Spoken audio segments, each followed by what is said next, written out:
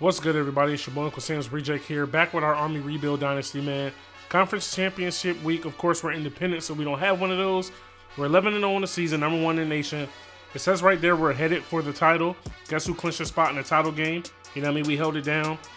Before we get into that, let's take a quick look at the college landscape. Now, you see here we're the only undefeated team left in the top 25. So right now, Ohio State will be taking on Nebraska in the Big Ten Conference Championship game. Stanford will be taking on USC, and then Maryland, UNC. So I say Nebraska actually has a shot to get into this game. And I find it crazy that Ohio State is a 2-loss school ahead of all these 1-loss schools. But you know what I mean, strength of schedule and everything like that. One of their losses was to us. You know what I mean? So, and then Northern Illinois crept in. Our boys FAU down there at 9-3. So right now, it's between these three schools who we're going to play. Taking a look at the Heisman watch list, depending on how close, the voters are. Caleb Hammonds is leading the way, but we don't have a conference championship game, so that could come back to haunt us. Wisconsin isn't playing. Maryland is playing. Notre Dame isn't playing because they're independent like us, and Bama's in the SEC championship game. But I feel like the last game against Navy pretty much solidified us winning the Heisman with Caleb Hammonds. Now, real quick, going over the award finalists. Caleb Hammonds is leading the Maxwell, leading the Walter Camp. We have Cameron Jones second place for the Bednarik. It's kind of gonna suck being that Bama has a conference championship game. Caleb Hammonds is also front runner for the O'Brien. Hobbs is fourth for the Walker. Matt Hackett is second for the Biletnikoff. But even though he has more yards than this dude, he has less touchdowns and less catches, so I don't think he's gonna get that. Our boy Oyatuga is leading the way for the Lombardi Trophy. Best linebacker, Christensen, is fifth. The Thorpe Jones is behind Surtain again there. We don't kick the ball much. We don't punt the ball much. And for best returner, Jaquise Patrick, who won this award last year. No return touchdowns this year. So I think that's what's going to ultimately, burn him, because he has over 1,000 kick return yards. But so does this dude, and he has a touchdown. All right, man, so here we are, advanced to the week to the bowl season. How do you guys feel this season went, man? We had some close calls, but ultimately, even though this team is so young and we lost so much defensively, I feel like we came back this season, it feels like stronger than ever. Caleb Hammonds has been the saving grace. He was just an athlete we picked up. Pretty much a project. I said he was the fastest, best throwing dude for my liking, for my play style. And it ended up being, the best thing we could ask for. Now we have a 5-star quarterback coming in next year. A recruit that is a way better passer, but much slower than Caleb Hammonds. But like I said, Caleb Hammonds was an athlete, so he could play another position. But if he wins the Heisman, how can we not play him at quarterback next year? You know what I'm saying? So he made it tough. And if he wins his national championship, this will be back-to-back for the squad. You know what I mean? First for him as a true freshman. And he's going to stay 4 years because you can't leave Army early. I mean, we're pretty much golden. It's going to suck for Brewer. We'll redshirt him 1 year. You know what I mean? And he'll have 2 years of eligibility basically after that. So moving on, it's confirmed our boy Caleb Hammonds has walked away with the Heisman Trophy. 423 first place votes, 1816 of the votes total. 180 for 279, 3757 passing yards, 123 carries, 857 yards, and 44 total touchdowns. Not much more you could do to beat that. So go ahead. We don't have any more room in our vault, so we're not going to add it. Caleb Hammonds also walks away with the Maxwell Award. He also walks away with the Walter Camp Award. He also walks away with the Davey O'Brien Award. Oyatuga wins the Lombardi Award. Come on, man. How much better does it get? We also walk away with back-to-back Coach of the Year. And we will indeed be playing Nebraska in the national championship game. They were able to knock off Ohio State. So looking at the rankings coming into the national championship game, Nebraska jumped over Stanford. Stanford did beat USC in the the conference championship, but it wasn't enough. Iowa State crept up to number 4. Houston is number 5. Bama won their conference championship game against Florida at 6. Ohio State went down to 7. Cal, Mississippi State, and Maryland round out in the top 10. Notre Dame is still in there. Illinois, who else we got in there? Rutgers, FAU, Oklahoma came back. North Texas and Northern Illinois, even though they won their conference championship game, they still, they weren't ranked last week in the BCS, but they were in the coaches poll, and so they finally squeaked in. But somehow a 7-5 Oklahoma team is over a 10-3 and 11-2 team, at 8-4 Georgia. But you know how they feel about the harder schedules and everything like that. All right, so here we are for NCAA All-Americans, and this always throws me off in this game, how you can win the Heisman and walk away with all these offensive awards and still not be a first-team All-American. But Matt Hackett did indeed make first-team All-American, even though he finished second behind Devontae Martin out of North Texas. So that's one first-team All-American for us. Cole Christensen, first-team All-American, that middle linebacker.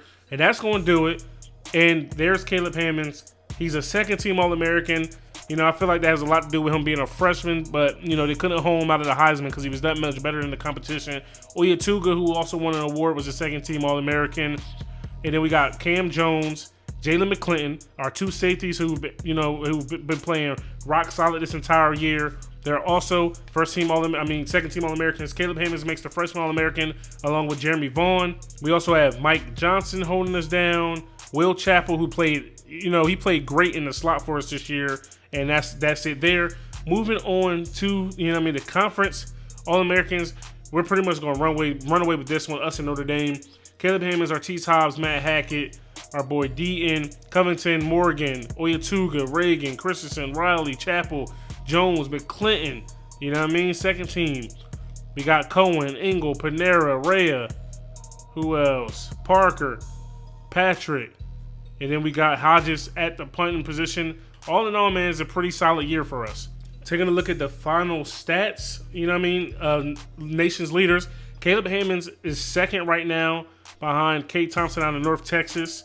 That's who he lost the first team All-American to, but he won the Heisman easily just because he does more on the ground than him.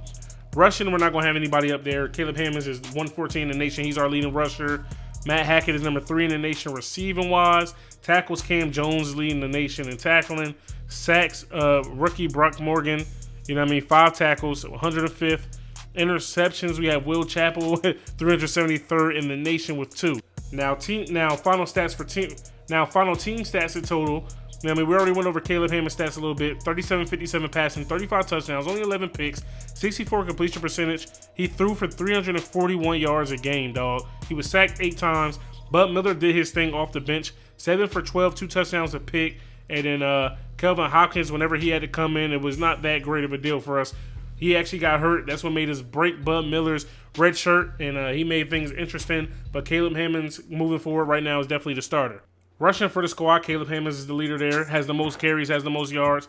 Almost 7 yards average. 9 touchdowns by Artis Hobbs with less carries, averaging more yards per carry. 19 touchdowns on the season. Wisham Jr., Spellback, 4 touchdowns. And our fullback, Woolfolk, also had a rushing touchdown as well. Receiving for the squad, Matt Hackett, 52 catches, 1,400 yards, 14 touchdowns, 78 was the longest of the year. 7 drops, though. He does struggle with those drops from time to time. Nothing right there has, Jeremy Vaughn has him beat there, but he's more of a speed guy. He's not really there, to make tough catches, although he does sometimes. 36 receptions, 829 yards, 23 yards per catch, 6 touchdowns. Cohen, quietly, 34 catches, 614 yards, 8 touchdowns. Engel with 4 touchdowns.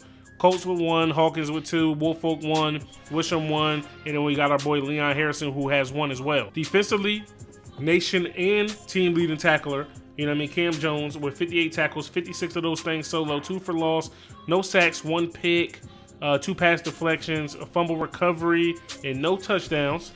After that, Cole Christensen, 48 total tackles, Jalen McClinton, 42, Riley with 42, Chappell, 42. Sack leaders, Brock Morgan, 5 sacks, followed by Oyatuga, Covington. So we had 3 people with 5 sacks. Reagan had 3, safety move that we moved down to linebacker. Marcus Wright with 2, freshman Mike Johnson with 2, Parker, McClinton, and Jones with 2 as well. Reagan led our team in tackles for loss, with 10, followed by Covington and Morgan with 9, Oyatuga with 8, 6, 5, and 5 for Christensen, Parker, and Johnson. The picks interception leader, 2 was the most we had on our squad. Christensen, Jones, Velez, Parker, McClinton, Riley, and Jaquise Patrick had 1. Jaquise Patrick, I know for a fact, took his back to the crib. Looks like we had a few drop picks with Chappell, with 5, Riley with 4, McClinton with 3. Forced fumbles, Elijah Riley led the squad of forced fumbles with 4. Oyatuga with 2. Fumble recoveries, Mike Johnson had 2. Then we had 1, 2, 3, 4, 5, 6, 7, 8 people with 1 fumble recovery. We ended up having 2 defensive touchdowns, Jaquise Patrick and Jalen McClinton. Then the return game, even though Jaquise Patrick didn't score, he averaged 26 yards per return, 948 yards on 37 returns. Whitchapel chipped in with 7 for 126.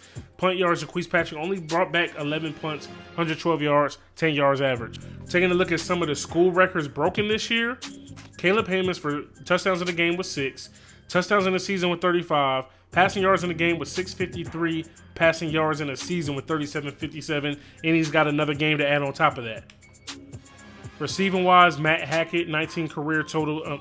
Receiving wise, Matt Hackett, 19 career. Receiving wise, Matt Hackett, receiving touchdowns in a career with 19, receiving touchdowns in the season with 14, receiving yards in the game with 276, receiving yards in the season with 1403. Defensively, you know, no records were set there. Rushing wise, I don't think we're ever going to have a person anytime soon that's going to be able to match what Jordan Asbury was able to do here at this program. Taking a look here, some of the notable bowl games is us versus Nebraska. In the Cotton Bowl, we got Auburn versus Texas Tech, Orange Bowl, North Carolina versus Cal, Sugar Bowl, Auburn versus Maryland, Fiesta Bowl, Iowa State versus Ohio State. Rose Bowl is going to be Houston versus Stanford. We got LSU in Michigan in the Capital One Bowl. Outback Bowl is Mississippi State and Illinois. And then last but not least, looking at how we stack up on paper, Kirk is rolling with them for some reason.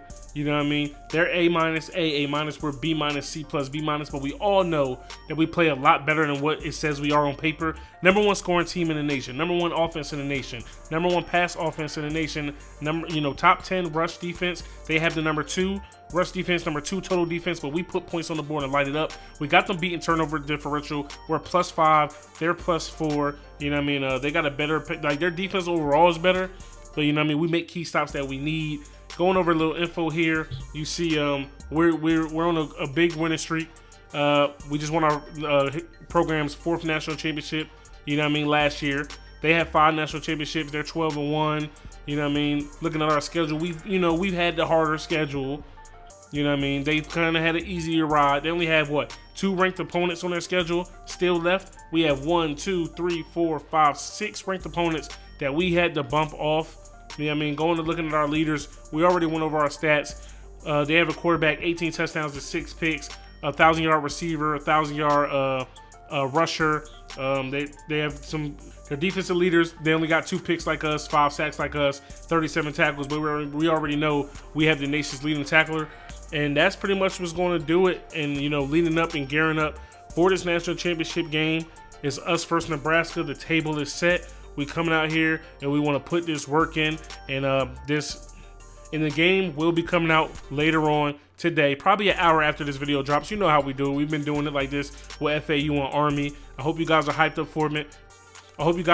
for it. Caleb Hammonds won the Heisman as a true freshman. Not many people can say that they did that, man. So if you enjoyed this video, stop and smash that like button. Hit me up in the comment section below. Subscribe if you're new.